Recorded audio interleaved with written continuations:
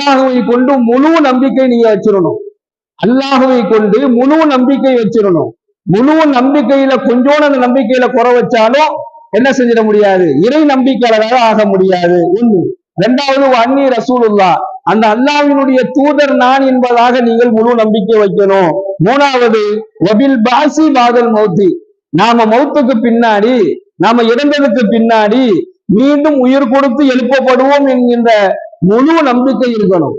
அதுல நாம நம்பிக்கையில கொஞ்சம் குறை வச்சாலும் ஈமான் இஸ்லாம், அதாவது நாம முஸ்லீமா இல்லையா, அல்லாஹ் ஈமான் கொண்டமா இல்லையா என்பதற்கு என்ன செஞ்சிடும், நம்ம பதில் கேட்கிற மாதிரி ஆயிடும். அதனால வபில் பாசி பாதல் மௌத்தி, நாம மௌத்துக்கு பின்னாடி நாம உயிர் கொடுத்து எழுப்பப்படுவது உண்மை என்பதை முழுமையாக நம்பிக்கை கொள்வது. மூணு.